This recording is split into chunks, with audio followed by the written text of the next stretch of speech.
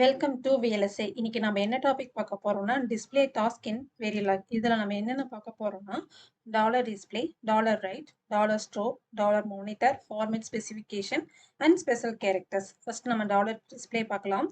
இது எல்லாமே பார்த்தீங்கன்னா சீல இருக்கக்கூடிய பிரிண்ட் ஆஃப் மாதிரியே தான். ஜஸ்ட் நமக்கு பிரிண்ட் பண்ணி காட்டும் நம்மளோட அவுட்புட்டை. அதில் நமக்கு நிறைய டாஸ்க் இருக்கு. இப்போ நம்ம டாலர் டிஸ்பிளேன்ற டாஸ்க் நம்ம பார்க்க போறோம். இது வந்து பார்த்தீங்கன்னா சேம் நம்ம சில என்ன பண்ணோமோ அதே மாதிரி தான். வெல்கம் டு VLSI ஃபாரின்னு சொல்லி டபுள் கோட்ஸ்க்குள்ள நான் கொடுத்துருக்கேன். இது அப்படியே நமக்கு பிரிண்ட் பண்ணி காட்டும். இதே ஒரு வேல்யூ நம்ம வந்து பிரிண்ட் பண்ணி பார்க்கணும்னா இந்த மாதிரி பர்சன்டேஜ் டி இது டெசிமல் ஃபார்மேட்டுக்காக நான் டி கொடுத்துருக்கேன். இதை பற்றி இது பேர் ஃபார்மேட் ஸ்பெசிஃபிகேஷன் அப்படின்னு சொல்லுவாங்க. இதை வந்து நெக்ஸ்ட் ஸ்லைடில் நம்ம என்னன்றதை நம்ம பார்க்கலாம். இந்த மாதிரி வேல்யூ பிரிண்ட் பண்ணி பார்க்கறதுக்கும் டாலர் டிஸ்பிளே நம்ம யூஸ் பண்ணலாம். நெக்ஸ்ட் என்னன்னு பார்த்தீங்கன்னா டாலர் ரைட்டு. டாலர் ரைட்டும் டாலர் டிஸ்பிளே மாதிரியே தான் ஒர்க் ஆகும். அதுக்கும் ஒரு டிஃப்ரென்ஸ் இருக்கு. என்ன அப்படின்னு பார்த்தீங்கன்னா டாலர் ரைட்ல வந்து பாத்தீங்கன்னா நியூலைன் கேரக்டர் வந்து ஆட் ஆகி இருக்காது. ஆனா டாலர் டிஸ்பிளேல வந்து நியூலைன் கேரக்டர் இருக்கும். டாலர் ரைட் மெயினா எங்க யூஸ் பண்ணுவாங்க அப்படின்னு பார்த்தோம்னா ஒரு மல்டி டைமென்ஷனல் அரேல இருக்கக்கூடிய வேல்யூவை நம்ம பிரிண்ட் பண்ணி பார்க்கணும் அப்படின்னம்னா டாலர் ரைட் யூஸ் பண்ணி பண்ணலாம். இது ரெண்டையும் ஒரு எக்ஸாம்பிளோட நம்ம பார்க்கலாம். இப்போ பாருங்க மாடியூலுக்கு ஒரு நேம் கொடுத்துருக்கேன், டிஸ்பிளே டாஸ்க்னு சொல்லி கொடுத்துருக்கேன். ரெண்டு வந்து பார்த்தீங்கன்னா ரெண்டு வேரியபிள் நான் யூஸ் பண்ணியிருக்கேன். ஏக்கு வந்து 2னும் பிக்கு 3ன்னு சொல்லி அசைன் பண்ணியிருக்கேன். இப்போ பாருங்க டாலர் டிஸ்பிளே 2 தடவை கொடுத்துருக்காங்களா. இது பாருங்க வெல்கம் டு VLSI ஃபாரின் கொடுத்துருக்கேன். இது அப்படியே அவுட்புட்ல பிரிண்ட் ஆயிருக்கு. நெக்ஸ்ட் என்ன இருக்கு, ஏவோட வேல்யூ பியோட வேல்யூ அதை நெக்ஸ்ட் லைன்ல நமக்கு பிரிண்ட் ஆயிருக்கு.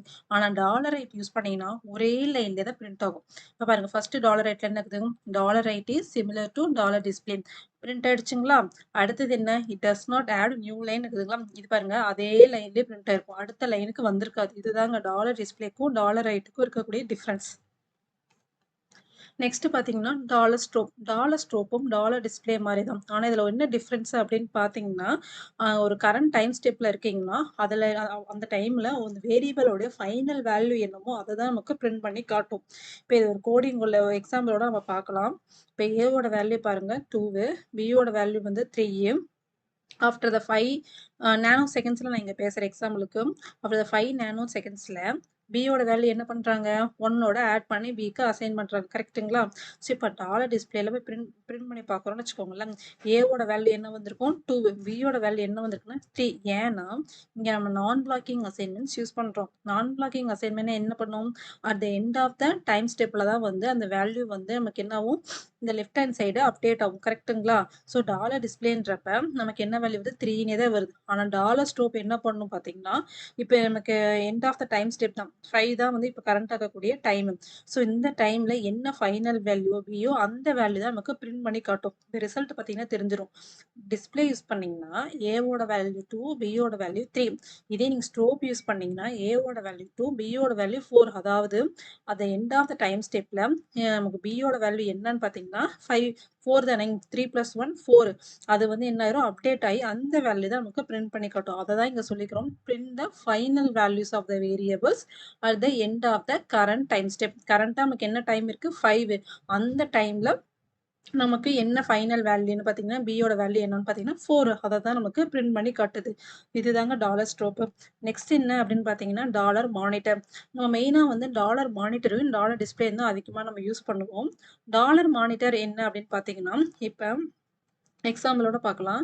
இதில் ஆர்குமெண்ட் என்ன அப்படின்னு பார்த்தீங்கன்னா இந்த டாலர் டைம் ஏபி இது 3 ஆர்குமெண்ட்டுக்கு தான். இந்த ஆர்குமெண்ட்ல ஏதாவது ஒன்று சேஞ்சஸ் ஆனாலுமே நமக்கு வேல்யூ வந்து அப்டேட் பண்ணுறது தான் டாலர் மானிட்டர். அதாவது மானிட்டர் பண்ணிக்கிட்டே இருக்கும், சிக்னல்ஸ் ஏதாவது சேஞ்சஸ் ஆகுதான்னு. அப்படி சேஞ்சஸ் ஆனால் உடனே வந்து அது என்ன பண்ணும், பிரிண்ட் பண்ணி காட்டும். இதுலேயும் பார்த்தீங்கன்னா நியூ லைன் கேரக்டர் வந்து ஆட் ஆகி தான் இருக்கும். ஒரு சிமுலேஷனுக்கு ஒரு டாலர் மானிட்டர் யூஸ் பண்ணவே போதும். ஏன்னா எப்பெல்லாம் சிக்னல் வேல்யூ சேஞ்சஸ் ஆகுதோ அப்பெல்லாம் அதை அப்டேட் பண்ண போகுது. அப்போ நம்ம நிறைய போட்டு காட்டணும் நமக்கு அவசியம் கிடையாது. கரெக்ட்டுங்களா. அடுத்தது வந்து பார்த்தீங்கன்னா இதில் 2 இந்த மாதிரி மெத்தட் இருக்குது, dollar monitor on, dollar monitor off. Suppose நீங்கள் 2-3 டாலர் மானிட்டர் போட்டிருக்கீங்க அப்படின்னா ஏதாவது ஆஃப் பண்ணி விடணும் அப்படின்னு பார்த்தீங்கன்னா இந்த டாலர் மானிட்டர் ஆஃப் யூஸ் பண்ணி ஆஃப் பண்ணலாம். மறுபடியும் அதை ஆன் பண்ணணும்னா டாலர் மானிட்டர் ஆன் யூஸ் பண்ணி ஆன் பண்ணலாம். மோஸ்ட்லி பார்த்தீங்கன்னா ஒரு சிமுலேஷனுக்கு ஒரு டாலர் மானிட்டர் தான் யூஸ் பண்ணுவாங்க. எக்ஸாம்பிள் பார்க்கலாம். இதில் பாருங்க மாடியூலோட நேம் கொடுத்துருக்கேன், 2 சிக்னல் பண்ணியிருக்கேன், 2 சிக்னலுக்கும் வேல்யூவிங் அசைன் பண்ணியிருக்கேன். ஆஸ் யூஷுவல் எப்பயும் போல dollar monitor AB dollar time AB. இந்த டாலர் டைம்ன்றது என்னன்றத நான் நெக்ஸ்ட் வீடியோல என்னன்றத நான் எக்ஸ்பிளைன் பண்றேன். இப்ப பாருங்க ஃபர்ஸ்ட் வந்து என்ன ஆயிரும், இந்த இனிஷியல் பிகின் வந்து 0 அதாவது 0 நேனோ செகண்ட்ஸ். நான் நேனோ செகண்ட்ஸ்ல எக்ஸாம்பிளுக்கு நான் பேசுறேன். சிமுலேஷன் ஸ்டார்ட் ஆன உடனே அந்த 0 நேனோ செகண்ட்ஸ்ல இந்த இனிஷியல் பிகின் வந்து ஸ்டார்ட் ஆக ஆரம்பிச்சிரும். ஸோ அந்த டைம்ல நம்ம வேல்யூ என்ன அப்படின்னு பார்த்தீங்கன்னா என்ன 2 3 கரெக்ட்டுங்களா? அது வந்து நமக்கு பிரிண்ட் ஆயிரும். நெக்ஸ்ட் ஆஃப்டர் த 1 நேனோ செகண்ட்ஸ்ல பியோட வேல்யூ என்ன 7. ஸோ பியோட வேல்யூ என்ன ஆகுது, இங்க சேஞ்ச் ஆகுது. அப்போ உடனே என்ன ஆகும், டாலர் மானிட்டர் நமக்கு பிரிண்ட் பண்ணிடும். நெக்ஸ்ட் ஆஃப்டர் த 8 நேனோ செகண்ட்ஸ்ல பியோட வேல்யூ என்ன ஆகுது 10. ஸோ 8 நேனோ செகண்ட்ஸ்க்கு அப்புறம் என்ன ஆகும், இந்த டாலர் மானிட்டர் என்ன பிரிண்ட் பண்ணும், ஏன்னா பியோட வேல்யூ 10 சேஞ்ச் ஆயிருக்கு. ஆஃப்டர் த 12 நேனோ செகண்ட்ஸ்ல பியோட வேல்யூ என்ன 15. ஸோ வேல்யூ சேஞ்ச் ஆயிடுச்சுன்னா என்ன ஆகும், உடனே டாலர் மானிட்டர் நமக்கு பிரிண்ட் பண்ண ஆரம்பிச்சிடும். ஸோ த்ரூ அவுட் சிமுலேஷனுக்கு ஒரே ஒரு டாலர் மானிட்டர் எனஃப். இதை வச்சு நம்ம வந்து பிரிண்ட் பண்ணிடலாம். நெக்ஸ்ட் என்ன அப்படின்னு பார்த்தீங்கன்னா ஃபார்மேட் ஸ்பெசிஃபிகேஷன். நம்ம முன்னாடி காட்டியிருப்பேன் இந்த இடத்துல. இங்கே வந்து ஏன் வந்து பர்சன்டேஜ் டி போடுறோம் அவ்வளோ சொன்னாலைங்க, அது என்னன்றது இப்போ பார்க்கலாம். ஜென்ரலாகவே வந்து பார்த்தீங்கன்னா டிஃபால்ட்டாக நம்ம என்ன ஃபார்மேட் ஸ்பெசிஃபிகேஷன் இருக்கும்னா டெசிமல் தான் இருக்கும். நம்ம அதை தாண்டி வேற ஏதாவது யூஸ் பண்ணணும் அப்படின்னு நினச்சோம்னா இந்த ஃபார்மேட் ஸ்பெசிஃபிகேஷன்ஸ்லாம் நம்ம யூஸ் பண்ணிக்கலாம். இப்போ பாருங்க பைனரியில் வேணுமா பி யூஸ் பண்ணிக்கலாம், கேபிட்டல் லெட்டர் யூஸ் பண்ணலாம், ஸ்மால் லெட்டரும் யூஸ் பண்ணிக்கலாம். இதே வந்து டெசிமல் வேணும்னா டி, எக்ஸா டெசிமல் வேணும்னா ஹெச் யூஸ் பண்ணிக்கலாம், ஆக்டல் ஃபார்மேட்டில் வேணும்னா ஓ யூஸ் பண்ணிக்கலாம். இதே ஒரு ரியல் நம்பர் இருக்குது, அது எக்ஸ்போனென்ஷியல் ஃபார்மேட்ல வேணும்னா இ யூஸ் பண்ணிக்கலாம், இல்லை டெசிமல் ஃபார்மேட்ல வேணும்னா எஃப் யூஸ் பண்ணிக்கலாம். நெக்ஸ்ட் வந்து பார்த்தீங்கன்னா இந்த ரியல் வேல்யூ வந்து பார்த்தீங்கன்னா ரொம்ப ஷார்ட்டரான ரிசல்ட்ல வேணும், ஒரு ஷார்ட்டஸ்டான ரிசல்ட்டை வேணும் அப்படின்னு நினச்சிங்கன்னா அதுக்கு ஜி யூஸ் பண்ணிக்கலாம். இதே கேரக்டர் பிரிண்ட் பண்ணணும்னா சி யூஸ் பண்ணிக்கலாம், ஸ்ட்ரிங்கை பிரிண்ட் பண்ணணும்னா எஸ் யூஸ் பண்ணிக்கலாம். நம்ம டைம் இந்த எக்ஸாம்பிள்லாம் பார்த்தீங்கன்னா அந்த டைம் வந்து 0 டீன்னு போட்டிருப்போம், அந்த மாதிரி டைமை பிரிண்ட் பண்ணணும்னு நினச்சிங்கன்னா டி யூஸ் பண்ணிக்கலாம். இதே ஒரு நெட் சிக்னலோட ஸ்ட்ரென்த்தை பிரிண்ட் பண்ணி பார்க்கணும்னா வி யூஸ் பண்ணிக்கலாம். ஹைரார்கியல் நேம் பார்க்கணும்னா நம்ம எம்ஐ யூஸ் பண்ணிக்கலாம். இது எல்லாமே நம்மளோட தேவைக்கு தான். ஆக்சுவலாக இந்த டிஸ்பிளேவே நம்மளோட தேவைக்கு தான். ஒரு அவுட்புட்டை என்னன்ற செக் பண்றத நம்ம டிஸ்ப்ளே பண்ணி நம்ம பார்க்க போறோம். அத வந்து எந்த ஃபார்மேட்ல வேணும் அப்படின்றது நாம சூஸ் பண்ணிக்கிறது தான். நெக்ஸ்ட் என்னன்னு பார்த்தீங்கன்னா ஸ்பெஷல் கேரக்டர்ஸ். அதாவது இப்போ நீங்க ஒரு ஏ, பி அப்படின்னு சொல்லி ஒரு சிக்னல் குடுக்குறீங்க. இந்த சிக்னல் வந்து அடுத்தடுத்து வரணுமா? இல்ல ஒரு டேப் விட்டு வரணுமா? இந்த மாரி இதெல்லாம் வந்து வேணும்னா, இதெல்லாம் நம்ம ஆட் பண்ணிக்கலாம். ஸ்லாஷ் என் போட்டீங்கன்னா, உங்களுக்கு நியூ லைன் ஆட் ஆகும். ஸ்லாஷ் டி போட்டீங்கன்னா டேப் ஆட் ஆகும். பேக் ஸ்லாஷ்க்கு இந்த மாரி டபுள் ஸ்லாஷ் போடணும். கோட்க்கு இந்த மாரி ஒரு ஸ்லாஷ் போட்டு கோட் போடணும். ஆக்டல் கோடுனா இந்த மாரி டிடிடின்னு குடுக்கணும். பெர்சன்டேஜ் வேணும்னா இந்த மாரி டபுள் பெர்சன்டேஜ் போடணும். நெக்ஸ்ட் என்னன்னு பார்த்தீங்கன்னா, இந்த கோட்ல பாருங்க எக்ஸாம்பிள்ல A equal to percentage D, B equal to 0% Dன்னு குடுத்திருப்பேன். ஏன் இங்க 0 குடுத்திருக்கேன் அப்படின்றத நம்ம இப்ப பார்க்கலாம். இது என்ன சொல்லுவாங்கன்னு பார்த்தோம்னா, ஃபீல்டு வித்துன்னு சொல்லுவாங்க. அந்த மாரி நம்பர் போடுறத. இப்போ வந்து மினிமம் எவ்வளோ ஃபீல்டு வித் வேணும் அப்படின்றத அந்த பெர்சன்டேஜ்க்கு அப்புறம் நம்ம வந்து டிக்ளேர் பண்ணலாம். இப்போ எக்ஸாம்பிளோட நம்ம பார்க்கலாம். A equal to 72, B equal to 1, 2, 3, 4, 5, C equal to 12.345678ன்னு குடுத்துருக்கேன். இப்போ A equal to percentage of 5Dன்னு குடுத்தோம்னா, டோட்டலாவே அது எவ்வளோ கேரக்டரை வந்து ரிசர்வ் பண்ணிக்கணும்னா 5 கேரக்டர் வந்து ரிசர்வ் பண்ணிக்கும். ஸோ இப்போ ஏவோட வேல்யூ என்ன 72. இங்க எத்தனை கேரக்டர் இருக்குது, 2 கேரக்டர் தான் இருக்குது. அப்போ மீதி 3 கேரக்டர் என்னவா இருக்கும் அப்படின்னு பார்த்தீங்கன்னா ஒயிட் ஸ்பேஸா இருக்கும். ஒயிட் ஸ்பேஸ் இங்க வந்து நான் ஒயிட் ஸ்பேஸ் காட்டினா தெரியாதுன்றதுக்காக இந்த மாதிரி 3 ஐஃபன் காட்டியிருக்கேன் 3 கேரக்டருக்கு. ஜென்ரலா வந்து ஒயிட் ஸ்பேஸ் தான் இருக்கும். மொத்தம் 5 கேரக்டர். ஆனா இங்க 2 தான் இருக்கு. மீதி 3க்கு என்னவோ இங்க 3 ஸ்பேஸ் வந்து நமக்கு ஆட் ஆயிரும். இதே அடுத்தது பாருங்க. B equal to 5% ஆஃப் 5Dன்னு குடுத்துருக்கேன். B எத்தனை கேரக்டர் இருக்குது, 5 கேரக்டர் இருக்குது. அப்ப இங்க ஸ்பேஸ் வருமா, வராது. ஏன்னா ஆல்ரெடி 5 கேரக்டர் இருக்குது, அதனால வராது. நெக்ஸ்ட் பாருங்க. P equal to percentage of 2Dன்னு குடுத்துருக்கேன். இங்க வந்து 2 கேரக்டர் ஆக்குபை பண்ணும். ஆனா B எத்தனை கேரக்டர், மொத்தம் 5 கேரக்டர். ஸோ இதை விட நம்மளோட ஒரு வேல்யூவே நமக்கு அதிகமா இருந்துச்சுன்னா இந்த 2 வந்து கன்சிடர் பண்ணாது. ஸோ அந்த 1, 2, 3, 4 அப்படியே நமக்கு பிரிண்ட் ஆயிடும். நெக்ஸ்ட் வந்து பார்த்தீங்கன்னா டெசிமலுக்கு. இப்போ டெசிமல்ல பெர்சன்டேஜ் ஆஃப் 5.2Fன்னு வச்சுக்கோங்க.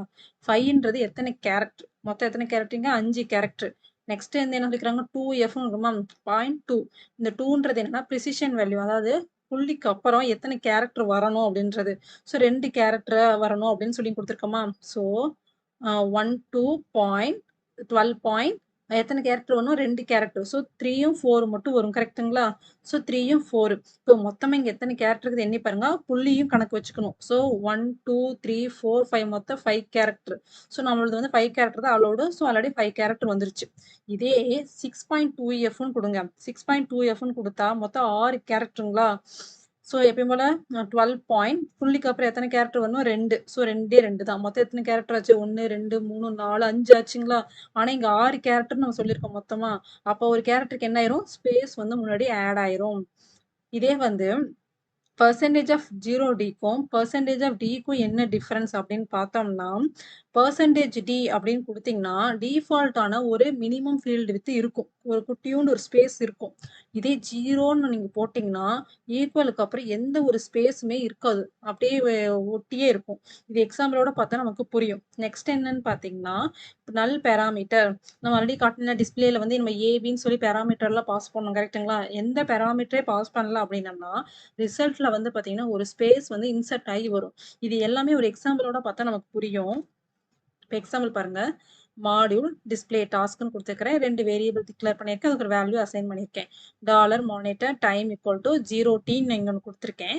இங்க பாருங்க ஸ்லாஷ் டி அதாவது ஸ்லாஷ் டின்னு என்னன்னு சொன்னோம் டேபுக்காக டைமுக்கும் ஏக்கும் நடுவில் டேபுக்காக நான் ஸ்லாஷ் டீன்னு கொடுத்துருக்கேன். இங்கே பாருங்க ரிசல்ட்டை பாருங்க.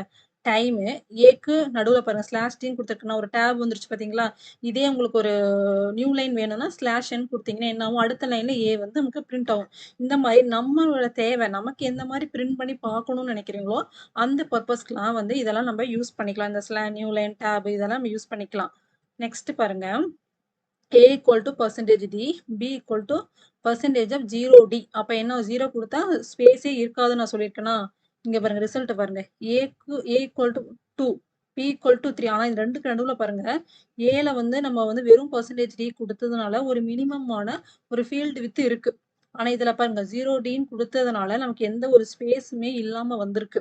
இதுதாங்க நம்ம எவ்வளவு வேல்யூ கொடுக்குறோமோ அதுக்கேத்த மாதிரி உங்களுக்கு ஸ்பேஸ் வரும். அது ஆக்சுவலா வந்து இது வந்து இந்த ஸ்பேஸ்க்காக தான் மெயினா வந்து இங்க வேல்யூவே நம்ம கொடுக்கறது. பார்க்க பிரிண்ட் பண்ணி பார்க்கறது வந்து நீட்டா இருக்கணும். ஒருத்தங்க காட்டுறோம் அப்படின்னா நீட்டா காட்டணும் அப்படின்னு நினைச்சீங்கன்னா இந்த மாதிரி வேல்யூ எல்லாம் கொடுத்து நீட்டா பிரிண்ட் பண்ணி பார்க்கலாம். நெக்ஸ்ட் என்னன்னு பாருங்க. ஃபர்ஸ்ட் என்ன ஆகும் டாலர் மானிட்டர் வந்து என்ன ஆகும் 0 சிமுலேஷன் டைம்ல என்ன வேல்யூ இருக்குது 2 3 இருக்கா அதை பிரிண்ட் பண்ணிடும். நெக்ஸ்ட் 1 நேனோ செகண்ட்ஸ்ல பியோட வேல்யூ சேஞ்சஸ் ஆயிடுச்சு. உடனே டாலர் மானிட்டரோட வேல்யூ என்ன எப்ப எல்லாம் இந்த ஆர்குமெண்டோட வேல்யூ வந்து இதான் ஆர்குமெண்ட்னு சொல்லுவாங்க. டாலர் டைம் ஏபி இதெல்லாம் ஆர்குமெண்ட்னு சொல்லுவாங்க. எப்பெல்லாம் இந்த ஆர்குமெண்ட் சேஞ்சஸ் ஆகுதோ அப்ப எல்லாம் அதை பிரிண்ட் பண்ணுமா? பியோட வேல்யூ வந்து நமக்கு என்ன ஆச்சு 7ன்னு சேஞ்ச் ஆயிடுச்சு. ஸோ பிரிண்ட் பண்ணிடும். அடுத்தது என்ன பியோட வேல்யூ 10ன்னு சேஞ்ச் ஆகுது. உடனே அதையும் பிரிண்ட் பண்ணிடும். அடுத்தது பாருங்க இங்க டாலர் டிஸ்பிளேல எந்த ஒரு ஆர்குமெண்ட்டுமே நான் பாஸ் பண்ணல. முன்னாடி ஒரு பாயிண்ட் சொல்லியிருப்பேன். நல் பேராமீட்டர் நம்ம பாஸ் பண்ணியிருந்தோம்னா நமக்கு என்ன ஒரு 1 ஸ்பேஸ் வந்து அவுட்புட்ல ஆட் ஆகி வரும்னு சொல்லியிருக்கேன். அதுதான் இப்போ டாலர் டிஸ்பிளேல எந்த ஒரு ஆர்குமெண்ட்டுமே நான் பாஸ் பண்ணல. அப்ப என்ன ஆகும் ஒரு ஸ்பேஸ் இந்த இடத்துல பாருங்க ஒரு ஸ்பேஸ் கிரியேட் ஆயிருக்கா? அதுக்கு அடுத்து பாருங்க பியோட வேல்யூ வந்து 15 சேஞ்ச் ஆயிருக்கு. அது வந்து இங்க நமக்கு பிரிண்ட் ஆயிருக்கு. ஸோ ஒரு ஸ்பேஸ் கிரியேட் ஆகுது. எந்த ஒரு ஆர்குமெண்ட்டுமே நம்ம பாஸ் பண்ணலைன்னா ஸ்பேஸ் கிரியேட் ஆகும். இந்த 4யுமே நம்ம இந்த ஒரு எக்ஸாம்பிள்ல பார்த்துருக்கோம். அதாவது இதுக்கு நான் டேப் யூஸ் பண்ணியிருக்கேன். இந்த இடத்துல வந்து பார்த்தீங்கன்னா நான் அந்த 0% டி அப்படின்றத காட்டியிருக்கேன். இந்த நல் பேராமீட்டர் இது எல்லாத்தையுமே வந்து இந்த ஒரு எக்ஸாம்பிள்ல நான் காட்டியிருக்கேன். இந்த வீடியோ உங்களுக்கு யூஸ்ஃபுல்லா இருக்கும்னு நினைக்கிறேன். பிடிச்சிருக்குன்னு நினைக்கிறேன். பிடிச்சா லைக் பண்ணுங்க, ஷேர் பண்ணுங்க, சப்ஸ்கிரைப் பண்ணுங்க. Thank you all.